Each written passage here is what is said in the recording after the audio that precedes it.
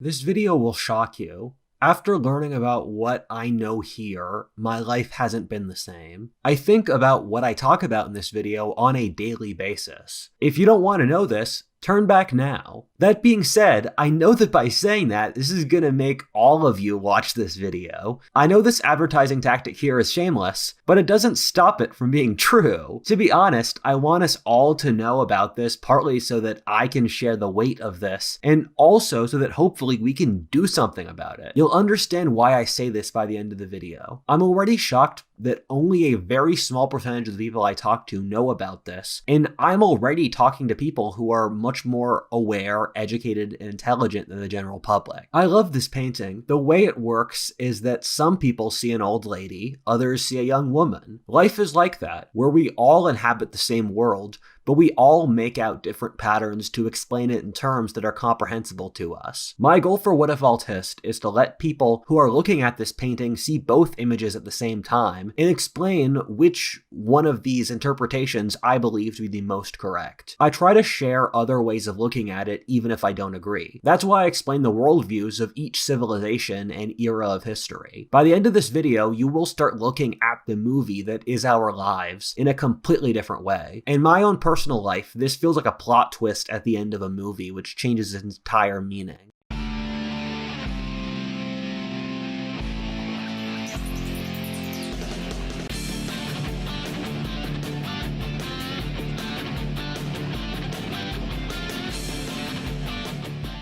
While the world is spiraling out of control, sometimes you just need to tune everything out for a bit and listen to some good music. And today's sponsor, Raycon, can help you with just that. Raycon is a quality product that I use every day when I go on walks or just want to jam out for a little bit. They're half the price of the other premium audio brands for amazing audio quality. Raycon earbuds fit perfectly. I'll sometimes forget I have them in, and with 8 hours of playtime and 32-hour battery life, I can use them whenever I want. Given my work, it's awesome to have high-quality earbuds that allow me to focus on making quality content. Raycon is a great product at a great price, and for my viewers, Raycon is offering 15% off your next set of earbuds. So support the channel and click the link in the description or go to buyraycon.com/whatifaltist to get 15% off your Raycon purchase plus free shipping.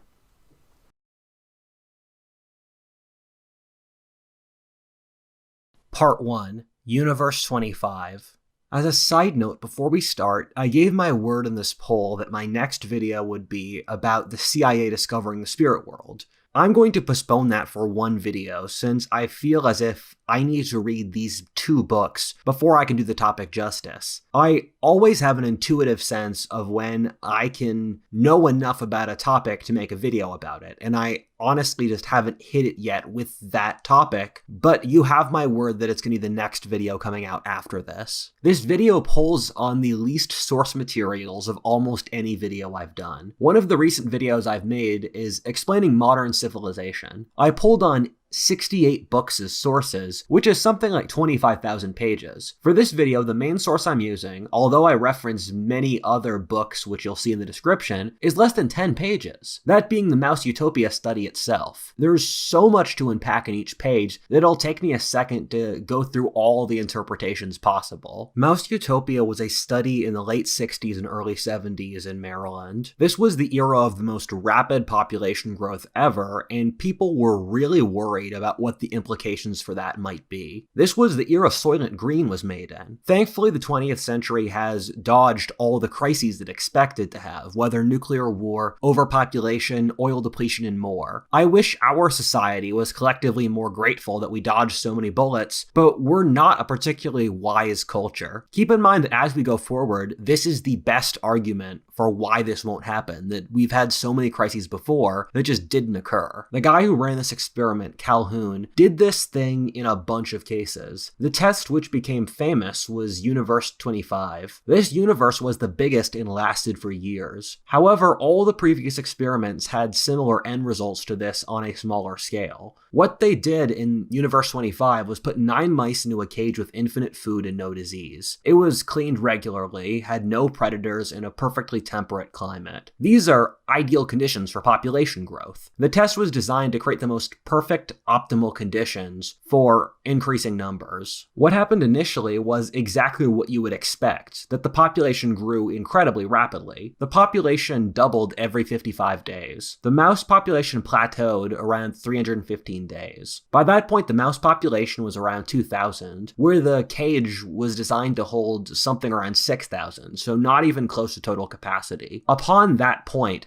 birth rates went down and stabilized. After this, things are going to get very, very strange. The mouse social structure started to break down on every single level. Both mouse sexes converged. Male mice became effeminate. They started secreting feminine hormones when tested. There became this class of male mice who showed no interest in mating, but would groom themselves daily. The scientists called these the beautiful ones. Male mice lost any masculinity and kinda stopped doing anything to maintain the mouse social structure. The beautiful ones don't really exist inside mouse social relationships. Rather, their entire lives were in what amounted to isolation and just self-grooming. The urine the beautiful ones excreted showed chemicals demonstrating intense stress. The thing is that they largely weren't, in that they weren't under too many actual external pressures. The process of permanently being hormonally stressed was taxing on their bodies, and thus they were unable to really do anything else. Mice communicate through urine and scent, thus through this they were demonstrating their immense inner pain and stress to the other mice around them. Female mice became very aggressive and very masculine. They started raising the baby mice incorrectly, kicking them out of the nest too early. They became incredibly aggressive to their young, even attacking them. This created generations of numb mice who were not properly socialized. They were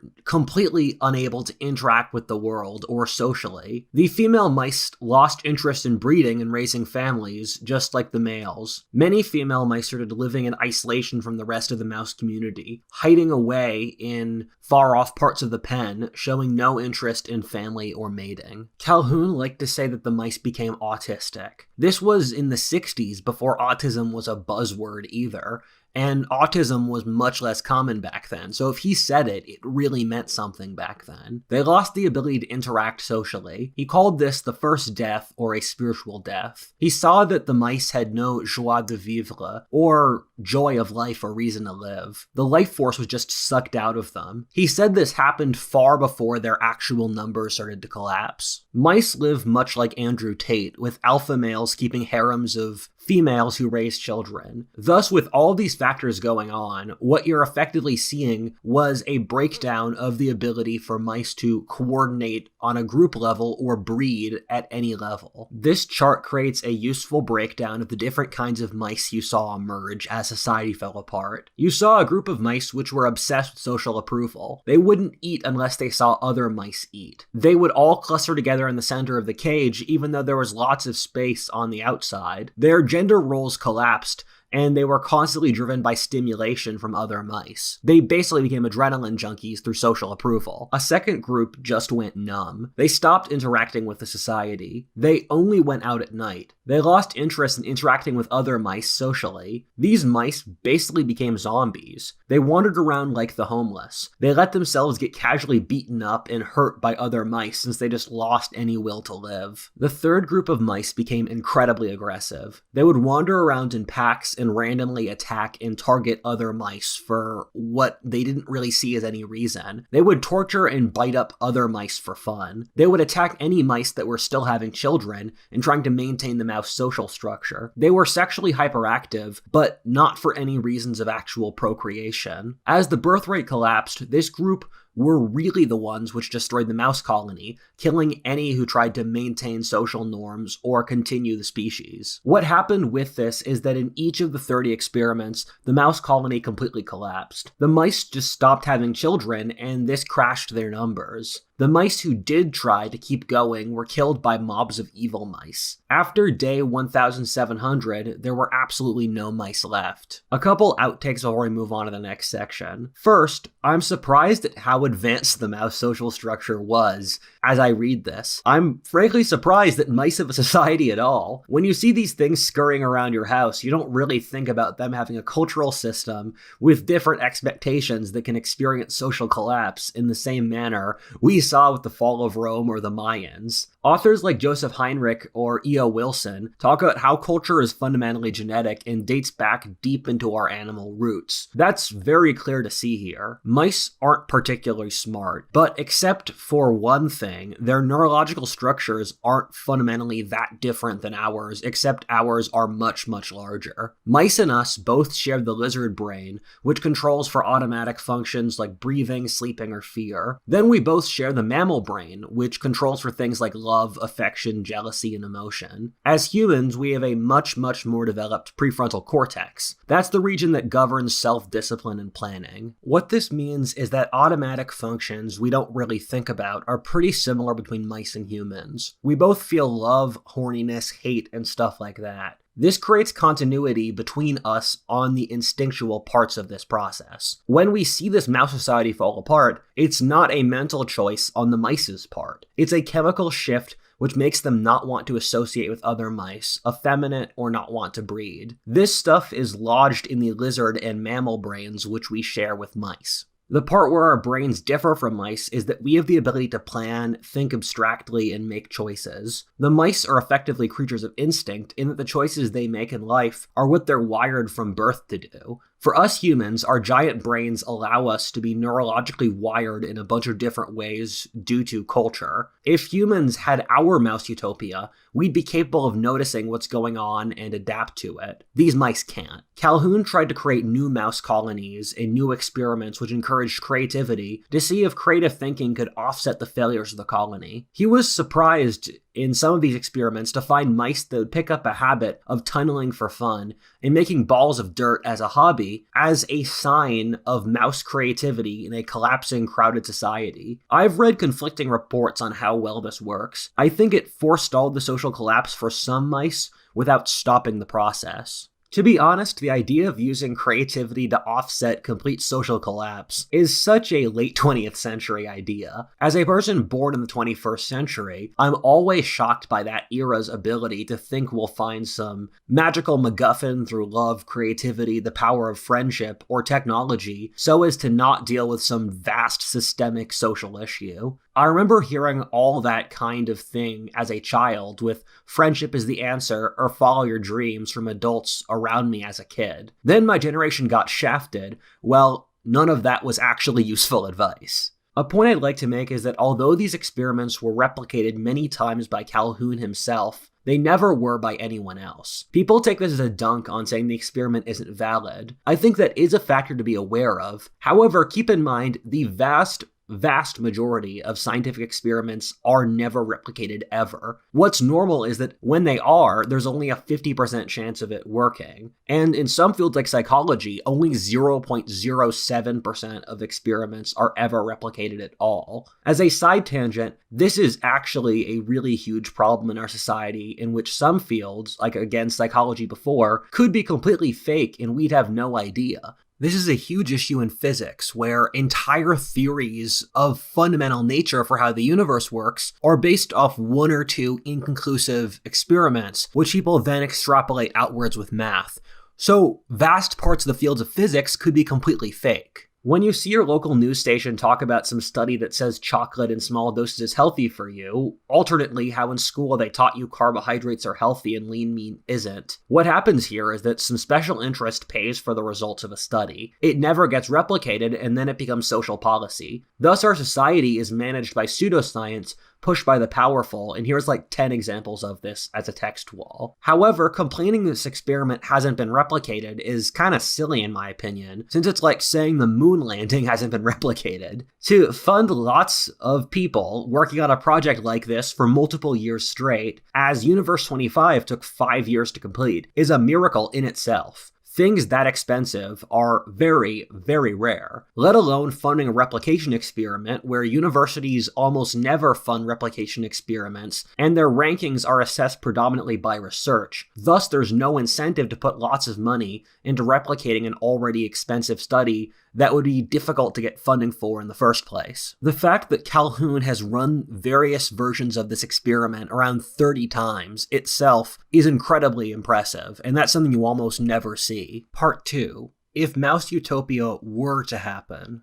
I like to ask this question. If Mouse Utopia were to happen to us as a human society, what would it look like? One of the top principles I use to figure out what the truth is to ask the question, if blank were to be the case, what would it look like? From that, I compare what that would be to the reality that I see to see if that's the fundamental causal principle. For example, I see lots of political dissenters say that America's a dictatorship. However, we still have journalistic freedom, we're not genociding ethnic minorities, we still have some rights, and a two-party state with a competitive electoral system. Thus, I see that the scenario doesn't match the hypothetical. Thus, we're not a dictatorship. If a human society were to have Mouse Utopia, the first step would be there would be some massive breakthrough, likely technological, in which the population rapidly balloons. This would be an era of profound optimism. This sort of thing would have never been seen before in history. Thus, this society would develop a concept that it was inherently special, and like nothing before in history was comparable. This is very similar to our concept of modernity, which I talk about in this video, which I think you should check out afterwards because I believe it to be one of my best. In this video, I talk about how modernity is defined as the rejection of previous societies. Modern people believe that none of the rules or values that took thousands of years to develop over history are useful. This is useful and necessary for the rest of Mouse Utopia since it's the main preconception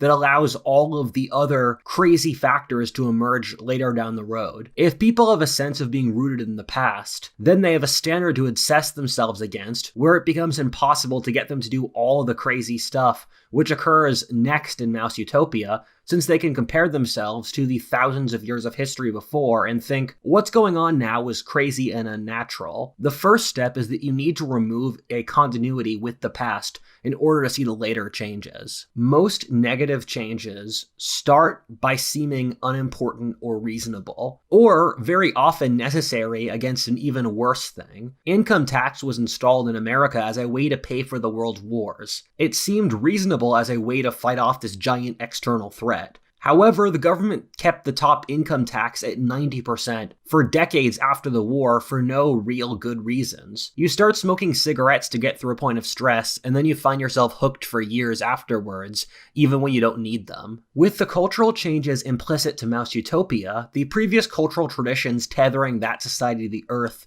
would probably be removed first, since they seemed mean. I can understand that. Societies in eras of harshness often develop very harsh moral codes as a way of keeping the population tough so the society survives. Women need to have kids, not follow their dreams of being an artist, as the population needs a strong birth rate so the neighboring group doesn't outbreed and conquer them. Your sons need to be tough so that he can fight or survive famines. You need to have strong sexual mores to build up tension and an incentive for young men to work hard for that society. Once you remove those external threats, removing those standards seems kind. Without external threats, with the looming threat of plague, war, or famine, morality changes drastically. In a society of scarcity, morality is responsibility. You have to plan outwards, since if you don't, our society is going to collapse. Your children will die, or your people will be enslaved. Thus, morality is the act of behaving in a manner which makes sure you and your people survive. However, once you remove the external threats, morality will morph into just being kind. Without the threat of dying, the most moral thing you can do is let people follow their dreams, not rocking the boat. In this system, the old code of responsibility looks oppressive. The only moral code left is permissiveness, acceptance, and kindness. A point I want to get across is that we overestimate the power of the conscious mind in our society. We think humans are inherently rational, and that if there's an issue, that we can rationally decide to change it. That every problem in human population is from a conscious choice made. This is why when we see, let's say, disparities in income between the sexes or races, we assume it's due to oppression, rather than thinking, could this be due to historical, cultural, or genetic factors? The reality is the exact opposite. That the human mind is only very thinly conscious, with us controlled by giant subconscious wiring, which controls almost all of us, that we barely control or understand. We forget how much circumstance, genetics, or upbringing change how we think. For example, I've struggled with PTSD. There are points where it feels almost like a switch goes off in my brain and I become incredibly paranoid. I'll rationally know I'm fine, but I'll emotionally feel like I'm dying. It can sometimes look as if the light in the room is changing. As I get more stressed, the lights literally get darker, even though I'm in the exact same place. Then I'll take a cup of kratom, a Southeast Asian supplement which counteracts PTSD. Within a second, my thought process changes completely. I can suddenly think about what I'll cook for dinner or what book I'll read next. These are neurological changes which I can't control, but completely change how I think. You see neurological and hormonal changes, which we have no control over, massively influence how we live our lives on a very profound basis. When I'm sick, I'll get depressed and I can't plan for the future. I purposely have a policy that I'm not going to make life choices when I'm sick because I just have no faith. When I used to live in the Yucatan or Thailand, the heat changed how I thought. In the hotter climate, I had trouble having initiative, being creative, and I stayed up late at night. The thing with Mouse Utopia is you're seeing instinctive subconscious shifts among the mice, which humans would then rationalize. We live in a society of rationalization, not rationality. We just believe random stuff, and there's not really a logical explanation for a lot of it, but we rationalize it somehow. To be blunt, can anyone explain to me how the trans movement makes any sense logically? I've never gotten a real answer to that question. Whenever I ask people for an answer, they just say, we should accept whatever people believe, but that's not rational. Matt Walsh's documentary, What is a Woman?, where no leftist activist could even define what a woman is, demonstrates that. I've lived with some crazy people in my life. My mom had several different mental illnesses at the same time. The thing with crazy people is they don't put a sign on themselves saying, I'm crazy. Crazy people are completely assured that they are correct in their ideas and that everyone else is completely wrong. You tell someone is crazy since they're clearly disjointed. Their ideas don't connect into a cohesive whole. They start somewhere, stop, say something else completely unrelated. None of their ideas flow together in a coherent, rational manner. Sometimes crazy people can have a point. Ted Kaczynski clearly had a couple bolts loose in his head, but I think parts of the Unabomber's manifesto are absolutely brilliant. What this means is that if we had a crazy society, we would never know. If you're worried about being crazy, you're probably not crazy. If you believe whatever strange idea flows into your head with complete certainty, then you might be. A crazy society would vilify those who fought against it while demanding to insert its craziness everywhere. A crazy society would be viewed as the rest of the world and other cultures as, those guys have got some issues. I cover this topic in much greater depth in my video on the psychological Black Death, which is also one of my favorite videos. This is a much bigger topic than I give it credit for here, but 20% of our population has a diagnosed mental illness now, and among people my age it jumps to over 40%. Almost all young people statistically have at least one big psychological issue. I think these numbers are undercounts. This is the case for our society. We operate with all these ideas that don't exactly fit together. We use rationalizations to push social agendas. Another crazy person thing is the inability to see the world in perspective. For a brief reality check, our society literally doesn't believe in truth, logical consistency, reality, or that the past has any lessons to teach us. I took a course in gender studies. This is stuff the left, which really runs our society, will all openly admit to themselves, as I say in this text wall. This is stuff they say they do. Can someone explain to me why that's not the definition of insanity? Women become more masculine in a post-scarcity society, given as a general rule the weight and difficulty of pregnancy and having children, which is the most pronounced in humans of almost any species, means that men have to bring something else to the table. Since women have to spend 9 months pregnant and then raise the children for decades, the man brings resources and works to support the family to counteract that. This is a normal arrangement across all societies in human history. However, in a society in which there isn't scarcity, men don't really have a purpose since there's no way a woman and her children will starve or will be attacked. What this does is give all the leverage in sexual relations to women. Society then becomes very feminized. Women get tired of men since the men don't really offer them anything, since resources are no longer an issue. This then results in women becoming agitated and angry at men, while also themselves becoming more masculine as they are now independent and no longer have to rely off men. Without external threats, there is no need for men to be masculine. Men become manly to hunt, fight off invaders, farm, and other difficult tasks that women generally can't do. The other thing is that since women aren't willing to sexually negotiate with men, it creates no incentive for men to be masculine. This then results in a decline in masculinity since being masculine doesn't bear any sexual reward. This creates compounding recursive effects in which, as neither sex has to struggle to make themselves attractive to the other sex, it reduces sexual interest. When men aren't masculine and women aren't feminine, there's no desire for baby making. This then becomes a negative cycle in which it self-reinforces until society falls apart. Both men and women get more resentful of the other, acting out in different ways as a form of taking revenge for the collapse in mating.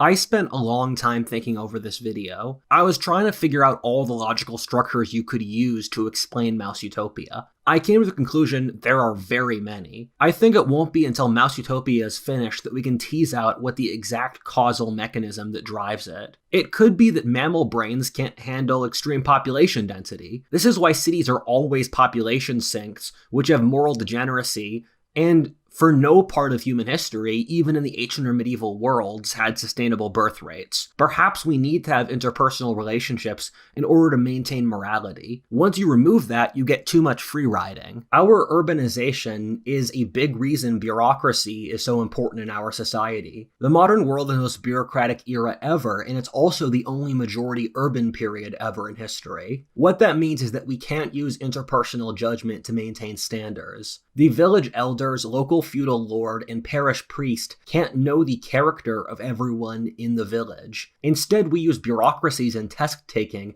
to manage our society. The problem here is that tests can't assess the reality of the human condition. They leave out traits like morality, courage, honor, or wisdom. This then creates an incentive for a degenerate society. We didn't evolve to be an urban species. Also, there's the incredible loneliness that comes from modern industrial urban societies. Study after study has shown that interpersonal relationships are the most important factor for happiness and social well-being. In an anonymous urban society, this problem gets really acute. 90% of Gen Z feels lonely, and you could say that this results in complete social breakdown due to loneliness and poor socialization. Mammals aren't like ants or insects, which are naturally urban, because mammals need love, companionship, and that sort of thing to survive as a basic biological need.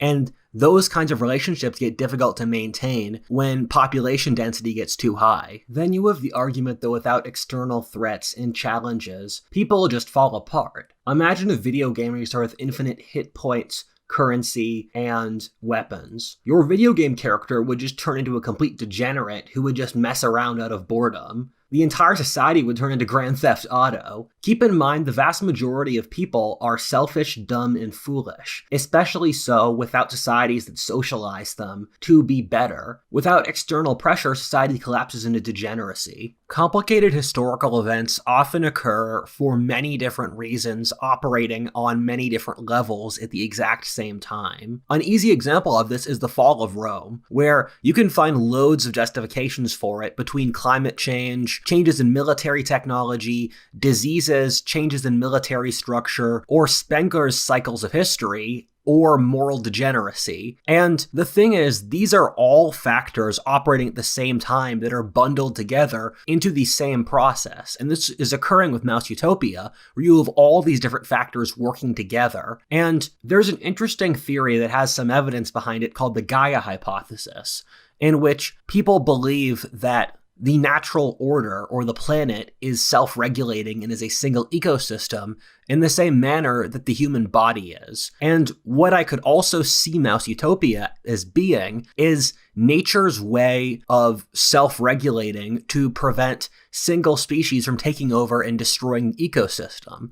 And so once one species gets too close to destroying the entire ecosystem, their birth rate collapses and they go crazy as a way to keep them from destroying the entire body. One of the aspects of human nature that the Bible touches on, which I think is brilliant, is that human societies can very easily evolve to hate goodness itself. We have souls and know what is good in our hearts. Degenerate societies start to hate goodness since it's a standard that they can be held against. This is how Mouse Utopia can collapse into complete nihilism. This is why bands of mice go around killing the families of those who choose to continue to procreate and continue society. A fourth possible origin is that we all know women get more emotional than men. Even feminists admit to this by now, but they say it's a positive thing. Power corrupts everyone. If you give any group total leverage, they will turn evil. And the Mouse Utopia mating market, which gives women total sexual leverage due to resource abundance. The problem is that you turn society into being about emotions, and then complete insanity ensues. The more you try to please your emotional whims, the more insane you get. Emotions are to be understood and tamed, not to rule. If you completely followed all of your emotions all the time, you would be incapable of functioning. However, we now live in a society based off emotion, which is very clearly self-evident if you just look outside. It's also literally what the left says they do. In our society, we have this ideal of fairness, of giving 50-50 to both sides. And the reality, though, is being fair is saying the truth. And we don't actually follow this ideal because it's only applied when you criticize the left, and our society very frequently criticizes the right at all times. And people will say, Rudyard, I don't like how you're going after the left in this video, but the question I would ask is anything I said incorrect? And can you disagree with any of the points I made about the left being nihilistic and all that sort of thing without just having a gut reaction? The thing is, it's not dramatic if it's true. If Mouse Utopia happens, it will completely change how we see the world. Civilization will spend centuries or millennia trying to reconcile what went wrong. Much is the same which has occurred with the fall of Rome. We will have to develop entirely new philosophies and religious updates to come to terms with the social lessons of Mouse Utopia. The problem with Mouse Utopia is that as society descends into it, it's very hard to explain to the population what's going on. That means you end up with a situation in which this catches the society when it's blind and slits its throat in the night. This is since if our society has not experienced Mouse Utopia before, they just don't have a word or even a concept for it. What this also means is that there's no big or stark events which scream out, the world is changing. It's all very gradual. What would happen if Mouse Utopia were to happen is the society would gradually just go crazy. The public wouldn't realize what was happening until it had already occurred. Enough of the population would be insane that there would be no recognition of its insanity, and only a handful would notice. Something I find worrying is that in Mouse Utopia, the violent nihilists were the ones who organized into bands to slaughter those who were still functioning and having children. What that tells me is that more likely than not, the government would be on the side of the chaos of Mouse Utopia, not fighting against it. Part 3. Comparisons. I look back on the predictions I make each year and compare them to how I saw the world before. I do this to analyze my track record to figure out what kind of biases I have. One of the things, comparing how I predicted the world in 2020 to where we are in 2024, the biggest thing which surprised me is I wasn't able to predict the sheer nihilism of what came next. You can watch some of my older videos and I talk about how I predicted the left would go crazy. That turned out to be correct, but not in the way I thought, and I'd like to draw attention to it. The thing is that I thought they'd be like Mao or Stalin. We have a track record for what the left going crazy already looks like. What surprised me, though, is its nihilistic bent and hatred for life itself. The old left was very optimistic and progressive, thinking utopia was around the corner. The old left supported technological progress, increased population growth, family, and all that sort of thing.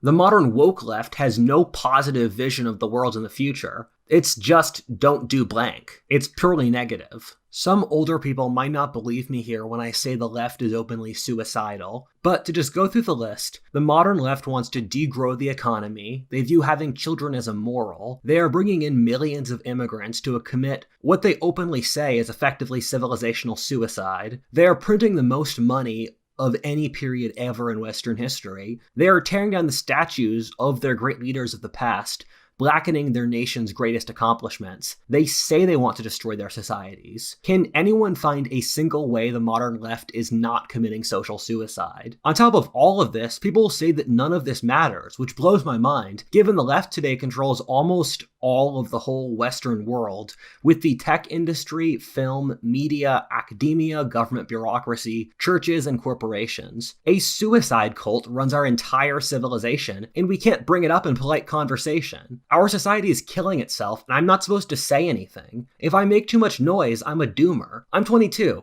I'm stuck here for the rest of my life, hopefully. For those who haven't seen my other videos, I'm not an unalloyed supporter of the New Right. The New Right has many horrible disadvantages, namely its bloodthirstiness, intolerance, and sociopathy, but the reason, to state my own personal bias that I'm right of center, is at least the New Right's not trying to commit social suicide. The thing is, I couldn't find a comparison to the sheer suicidal nihilism of our culture anywhere else in history. Modern society is definitely decadent. Decadence is a natural process which occurs in every civilization, as I talk about in this video. Decadent societies such as Rome, Greece, India, China, or Islam see collapsing birth rates, degenerate values and sexual practices, an inability to coordinate well, wage war, no will to live, collapsing art or intellectual standards, and a disconnecting the elite and populace. Decadence is mouse utopia on a moderate level. When I look at scientific studies, one of the metrics I look at to assess how plausible the results of that study are to see how much of the rest of history would agree with it. It's my opinion that if you put Aristotle, Isaac Newton, Confucius, and Jesus in the same room, and if they agree on something, that means it's probably true. If a study comes out saying men and women are psychologically the same, I'd really need a lot of evidence to support it,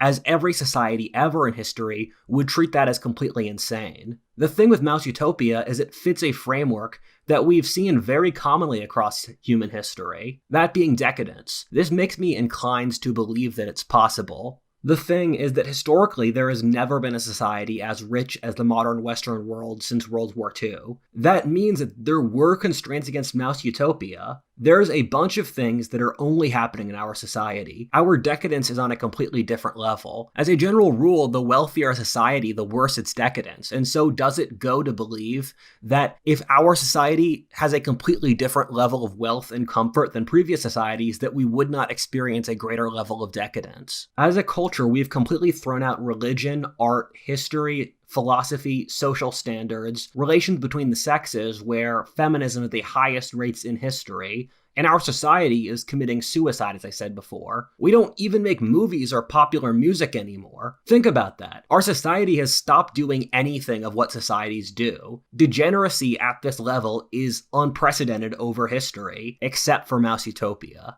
I hope over this video you've drawn the line that the only mental model which explains the direction our society is going through is mouse utopia. This is the first time feminism dominated society. There were earlier periods of more female empowerment, but none of them reached the levels of feminism. This is the first time societies are importing immigrants to purposely replace their own population. This is the first time the elite makes satanic art. Doesn't the fact that any criticism of women in our society is called sexist and is not allowed socially just show that we live in mouse utopia, where one of the preconditions is women getting more masculine and aggressive? The fact that I will probably get pushback for making this video, doesn't that show that we're already at a point where mouse utopia controls our society, where you can't even talk about it? We've started seeing the depressed male shut-ins called NEETs or hikikomori. NEET stands for not in education, employment, or training. NEETs would have been unimaginable 5 years ago. I didn't think they were real even 3 years ago. Why are we defunding the police? How does that possibly benefit Black people who often live in unstable communities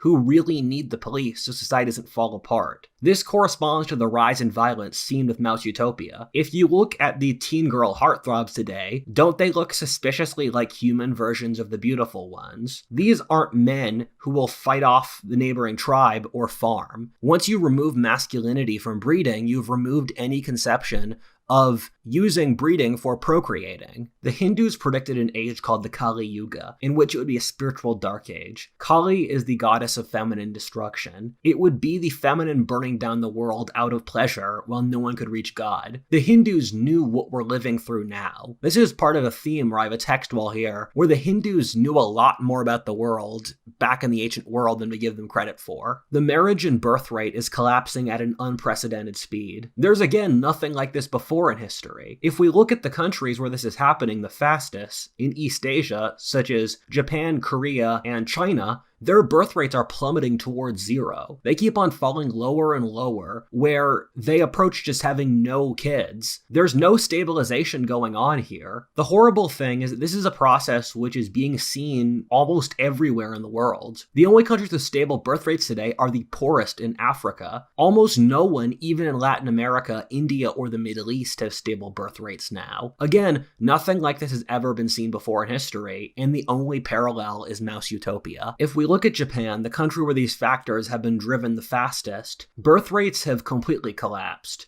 Japan is one of the lowest birth rates in the world. Women are in the workforce and don't want to get married. There's a social class of men called hikikomori, or herbivore men. They aren't interested in sex and just stay at home and play video games. Nearly half of Japanese men under 40 are virgins. That's also self-reported, so the real numbers are probably higher. Japan is already in Mouse Utopia. Other countries are catching up. I think back to modern feminist culture, which hates the idea of any man treating a woman sexually in public. If a man so much as glances at a woman at the gym, hits on her in the street, or work, or acts dominant, he can be cancelled. The thing is that women like when men are dominant or aggressive. What I've seen in the subconscious of modern feminism is it literally loathes the idea of women breeding with men and being happy starting families. The thing is, why does our society care so much about this? Women aren't children. They have agency and can politely reject men, and if they don't take a hint, pepper spray or shoot them. All of these cultural changes we've seen are occurring on what's really a visceral biological level. The left has thrown away all rationality, and they literally admit that proudly. They just say, this is what feels right. That's exactly how you would rationalize the hormonal changes which underlie Mouse Utopia. The thing I see with the feminist movement is there's no thought. If men can't talk to women at the gym, work, or public, how the hell are the sexes supposed to meet and make the next generation? The real reason for this is that feminism loathes the idea of procreating and finds it disgusting, so they try all of these different methods to avoid it. A few months ago, I was looking at in modernity, we kind of just destroy social institutions without replacing them with anything. We'll just lose codes of politeness, intellectual standards, religion, art, and more, and no one notices. Nothing replaces them, just degenerate garbage architecture and streetwear, which is incredibly bad. This isn't normal. When the Greco-Roman culture died, it was replaced by the Christian. When the Mesopotamian civilization fell, the Persian rose. I started viewing our era as a behavioral drain. I then looked up that word and saw behavioral sink, which is a term from the Mouse Utopia experiment. I realized Mouse Utopia is the only explanation for what's going on now. Part 4. What do we do? Man, this is such a hard question. I've honestly been thinking about this every day. Now that I've figured out a mental model which can explain the problems in our society, I can't unsee it. I honestly do believe this. It's the only way I can explain a resolution to the problems going on now, which have no other parallel in human history. How else do you resolve the complete plummeting in birth rates, the collapse in social values? How do we as a society resolve how a very significant amount of the population, especially those in power, are insane people trying to commit civilizational suicide? I don't want to be like one of the people who gets too depressed around climate change, and past a certain point, you have to keep your theories and your intellectual ideas out of your daily life of work, friends, relationships, or washing the dishes. That being said, I am yet to see Miami or New York City sink underwater, and almost every factor in Mouse Utopia is already swinging. The internet is not a good place to be vulnerable, but I see my realization of this as a duty from God to do something about it. Our society is already getting eaten alive by it, and the establishment is too complicit in it to notice. We need to start doing this so our civilizations and everything we love survives. We all saw what the end of this experiment looks like. We can't afford to have our mouse colony fail. Look at everything Western civilization, and frankly from the birth rate numbers, all the other civilizations have accomplished. Imagine if we have to restart with tribes in the Amazon or Congo. The good news is that we as a species are capable of planning and rational thought. We can control our impulses, band together, and survive. We need to do this to survive. Again, I'm 22. I can't pass this on to my descendants since I'm stuck here. Even if we rage against the dying light, we'll forever be known as those who stood when we needed to, not those who went mad and committed cannibalism, burning their own civilization down. One of my favorite fantasy novels is the Corum series by Michael Moorcock. It's set in a fantasy world where the gods of chaos have won. They then start destroying entire races and sinking continents planets beneath the sea out of boredom. The thing the book talks about is a little bit of chaos is very creative. A lot of it is completely destructive, as the areas run by the chaos gods for the longest become uninhabitable deserts as chaos needs a structure of order to operate in. There are 6 kinds of people in this novel where the Chaos Gods win. Some become fanatical cultists who worship the Chaos Gods. Some become numb zombies who can't handle what's going on. Others become savage, sociopathic barbarians. Another group copes by becoming normies who can't admit it. Others become crazy from the chaos. A final group are a small group of people trying to hold civilization together and beat the Chaos Gods. I see this split today in our society, especially among people my age. The final group of people need to organize, unite, and fight for the survival of civilization. I think the popularity of zombie movies is a sort of collective subconscious foreshadowing of Mouse Utopia. The zombie apocalypse is a lot like Mouse Utopia. To be honest, each generation I see more zombies. Gen Alpha doesn't seem to have hobbies, independent, or an ability to function outside of iPads. This might make me sound crazy, but when I look at the TV today, something's off. People look like puppets. They don't move their eyes enough. Their neck posture isn't right. They don't move their arms enough. It's like the spark is gone. It's the first death which Calhoun talks about. There are 3 things that can forestall Mouse Utopia. The first is communities of those who are sane living together in out-of-the-way places. They can protect each other, farm, maintain sanity, and operate independently from the rest of society. They should test and purge any members who demonstrate signs of chaos corruption. They will be like the monks who passed on classical learning through the Dark Age until the revitalization of the Middle Ages. The second thing is that we can't afford for the forces of chaos to maintain control over the government. If they have control of the military, they will use it like the gangs of vicious mice to kill those who continue to procreate and survive. This is the only scenario where you could see complete extinction of the American nation or other world nations. We need the orderly to maintain control of society so that society can survive. The third is that we need a revitalization of religion. If you look back over history, God is the only force strong enough to maintain sanity and order in a world that's going crazy. The only thing strong enough to pull together the forces of order and keep them sane in the inevitable horrors that will occur is faith in God. Things will get better eventually, for evil is unsustainable. Evil burns itself out. All of this being said, I know I'm sounding dramatic. I am open to being wrong here. Most of the time when people preach doom, it just doesn't happen. That being said, the reason I support this theory, as I said before, is it's the only mental model which can explain why our society is so nihilistic. Also, it has lots of historical proxies beforehand, like the fall of the Maya, Rome, the Han Dynasty, the Abbasid Caliphate, and more. Society has collapsed many times before in history. The reason I went so hard on this video is that in case I'm wrong, the sunken cost is at worst, my reputation gets trashed. At best, I get the word out and we can start reacting to these issues. If this is going to happen, we need to do something about it. There's a good science fiction book named Fitzpatrick's War. It was written in the 90s and is set in the 25th century. What happens in Fitzpatrick's War is that over the course of the 21st century, the world's population peaks at 11 billion. Then society collapses into complete degeneracy. American and global culture becomes completely dysfunctional, nihilism, ghetto, and trashy. Then groups of rural Americans start living in the countryside away from it all. The religious fundamentalist rednecks are called Yukons since they're so rural and hickish, a comedian says they might as well be in the Yukon. In the 2060s, America has a civil war between inner city gangs who seize control of the central government and the Yukons. The Yukons win and burn all the major cities. Plagues ravage the world, whose population resets to 10% of what it was before in the early 22nd century. The Yukons recreate the English-speaking world as a rural Christian fundamentalist Anglo-Saxon monarchy. The Yukons create a secret social club of historians